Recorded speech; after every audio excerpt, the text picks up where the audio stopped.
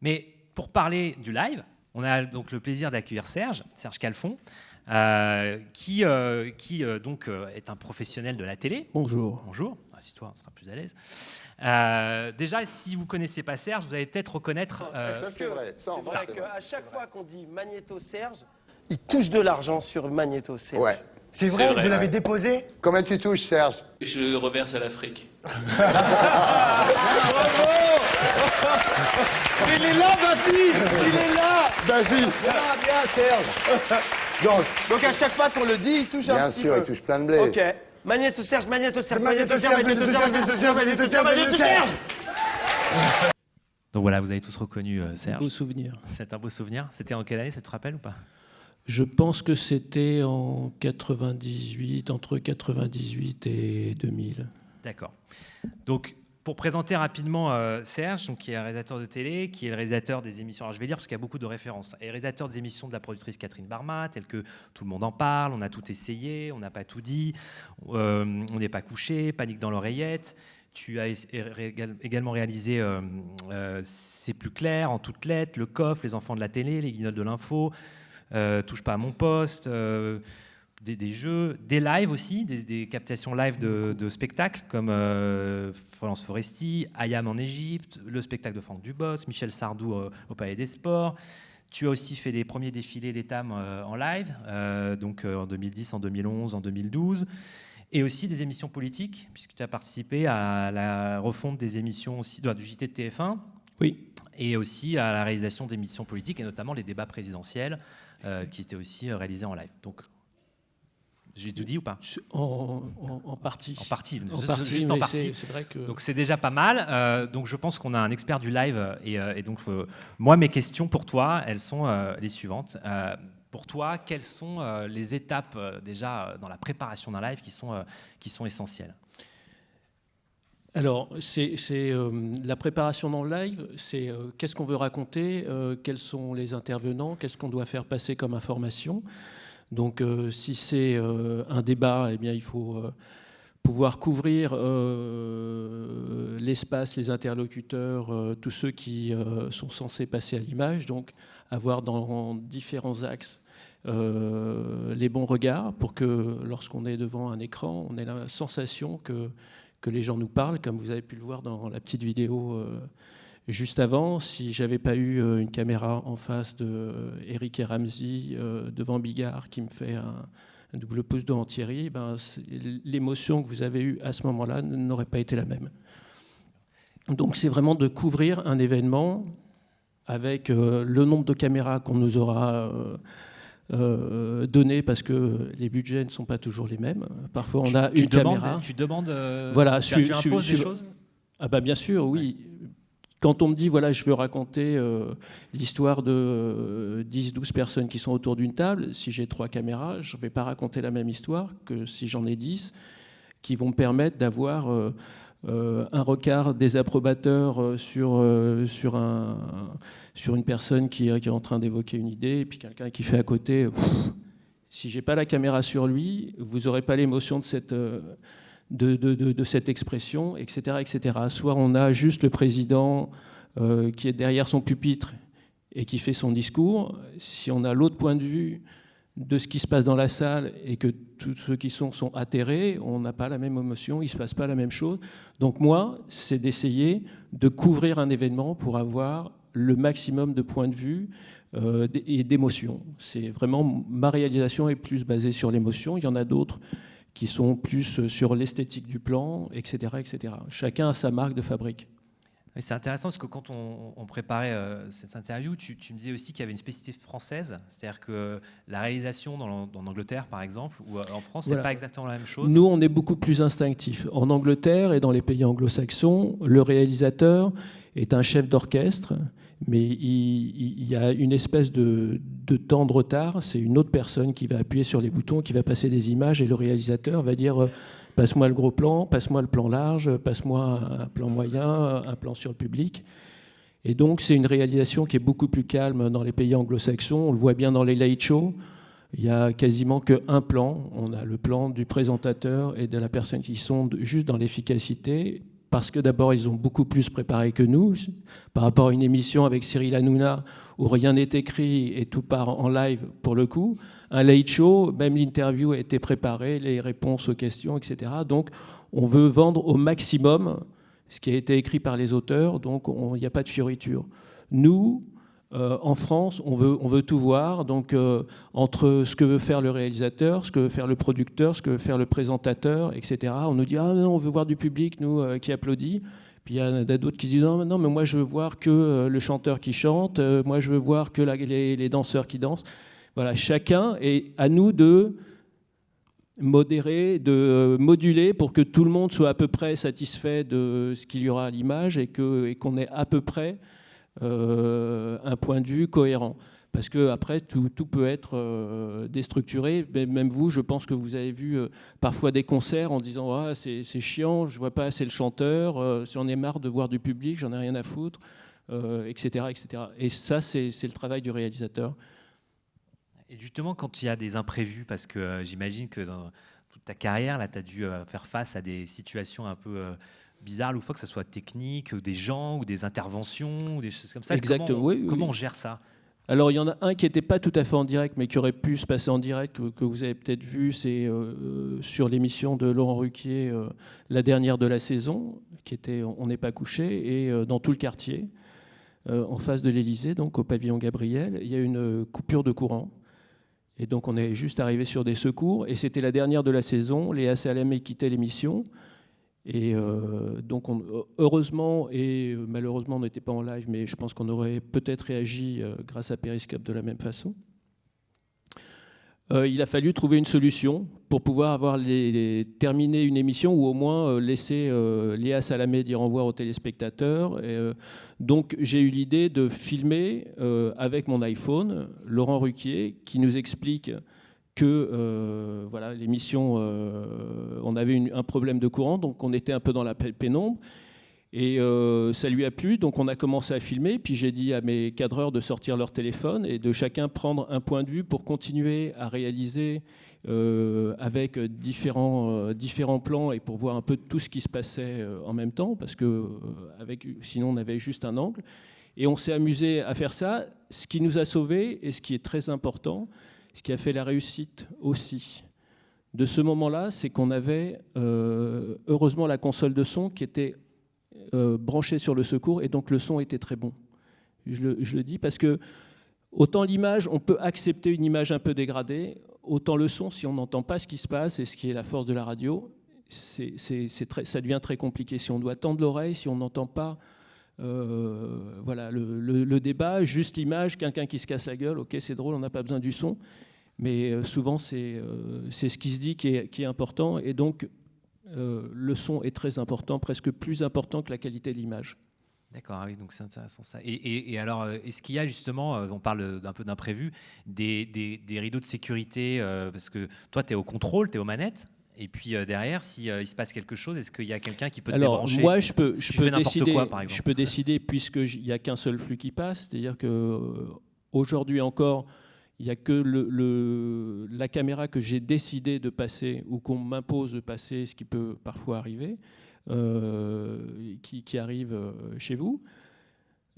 S'il y a un événement, soit on me dit « filme l'événement », soit on me dit « tu passes pas ». Et là, on passe sur un plan autre, juste sur le gros plan du présentateur, pour ne pas voir un perturbateur gêner le déroulement. Et le dernier recours, bien sûr, qui est la décision du diffuseur, c'est de couper l'antenne et de mettre le fameux carton suite à une perturbation. C'est pas toi qui décide ça se passe. Non, c'est moi je suis le raconteur d'histoire, mais le producteur, c'est à lui qui a le choix. Alors justement, si on revient un tout petit peu sur la préparation d'un live, parce que tout ça, j'imagine, ça se discute, ça s'anticipe. Alors, j'imagine que chaque production, chaque format est différent. Quand on prépare un live, par exemple une interview présidentielle, ça nécessite de faire quoi ? Des réunions avec qui, et combien de temps, combien de fois, enfin, un peu les coulisses du métier pour voir comment se préparer à ce type de live. Alors, une interview du président à l'Élysée, il y a bien sûr tous les conseillers du président, il y a les axes, ce qu'il va y avoir derrière le président, que ce soit une image qui ne soit pas distrayante.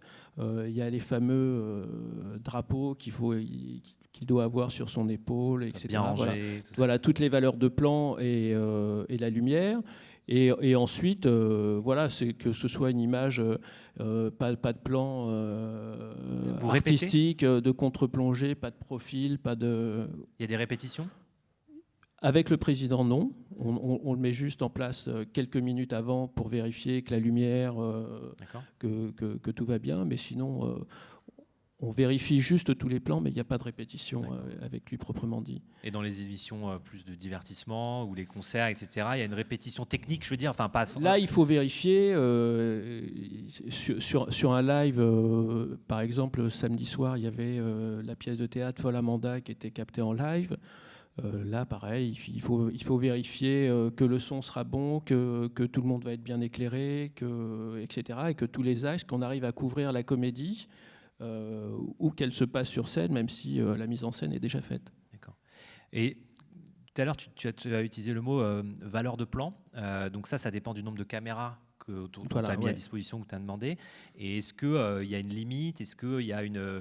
là, je dis ça, en fait, j'y connais rien. Donc, non, en fait, la valeur de plan, on va faire passer une émotion d'autant plus forte qu'on a une personne en très gros plan. Donc sur un débat, une petite anecdote malheureusement juste après les événements du Bataclan, on avait fait une émission en direct de On n'est pas couché. Je crois non, c'était après Charlie. Et sur le plateau, donc venait qui voulait, il y a eu pas mal d'artistes et j'ai filmé, puisque maintenant c'est de notoriété publique, Léa Salamé face à Glucksmann, qui est son compagnon aujourd'hui. Et elle m'a avoué, la façon dont je les ai filmés, j'avais compris ce qui se passait entre eux, mais même moi j'en étais inconscient, puisque c'est le moment de leur rencontre. Mais je les ai filmés en gros plan, et ils se regardaient l'un l'autre, et je sentais passer une émotion, je ne savais pas laquelle c'était. Et elle m'a avoué, elle m'a dit, mais j'ai mes amis qui m'ont tweeté, mais qu'est-ce qui se passe entre toi et ce garçon? Et parce que c'était des gros plans, parce que j'ai raconté une histoire, et en fait, instinctivement, j'ai compris qu'ils étaient en train de tomber amoureux l'un de l'autre. Mais c'est la force du gros plan, des valeurs de plan, des émotions, etc. Et tu m'as dit aussi, quand à un moment donné, on écoute, mais on n'entend plus. Et ce que je suis en train de vous dire, c'est que je suis incapable de retranscrire ce qu'ils étaient en train de se dire, quelles questions ils se posaient. Quand on est dans cette situation, on entend ce qui se passe, on ressent des émotions, mais on n'écoute absolument pas. Je suis incapable de dire à la fin d'une émission que j'ai tournée qu'est-ce qui s'est dit précisément, quelles idées ont été dégagées. Je vais comprendre que quand, sur un mot-clé, je me dis, tiens, c'est lui qui devrait avoir une émotion, une réflexion, et donc je vais envoyer le cadreur pour aller filmer, parce qu'avec tout ça, il faut diriger bien sûr toutes les caméras. Les caméras ne sont pas figées. Je vais demander à un moment, Serre, fais un zoom avant, élargi, passe sur le voisin, parce que, voilà, s'il y a je ne sais pas... quand il y a eu Mathieu Kassovitz avec je ne sais plus quelle personnalité politique, je sentais qu'il y a beaucoup de mots qui résonnaient en lui, et donc il fallait que je chope son émotion et montrer que même s'il ne parlait pas, il était à bout de nerfs. Et voilà, c'est tout ça qui est... On est un peu en observation, on guette, on écoute, et plutôt on déclenche sur des mots-clés, mais voilà, il faut diriger, et on n'est pas complètement attentif au discours, mais plus aux émotions. C'est ce qui est, pour moi, un live réussi.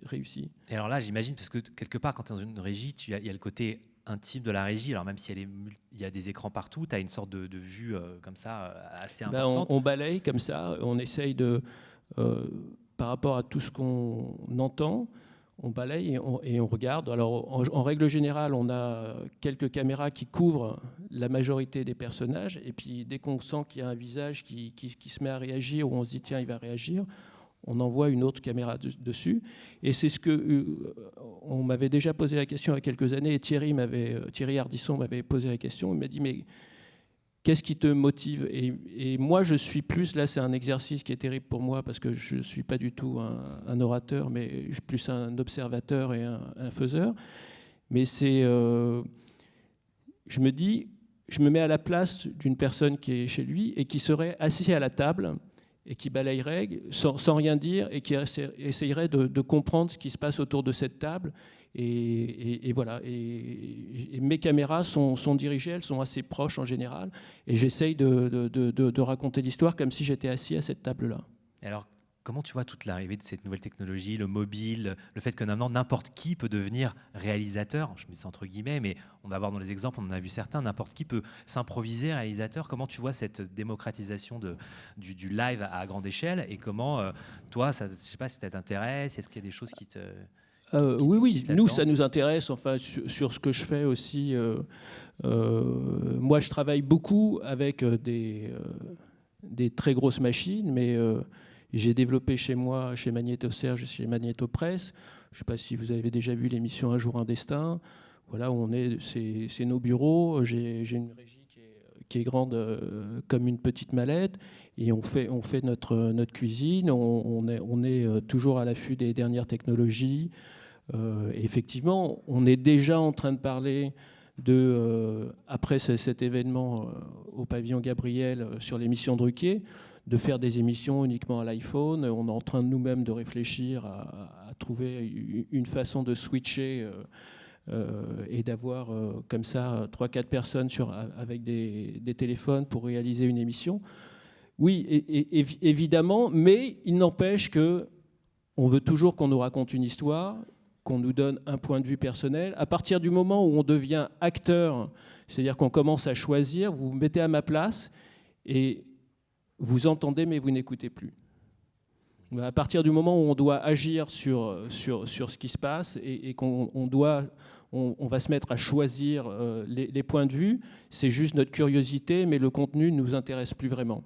Après, les gens, en plus de choisir, maintenant interagissent, posent des questions, tapent... Oui, donc si en plus ils doivent choisir les images pour poser des questions, je ne suis pas sûr que nos capacités nous permettent de rester complètement... dans le contenu, mais on devient juste un observateur comme ça. On va enchaîner avec Vincent, qui va nous expliquer comment des marques ont commencé à utiliser les capacités du live.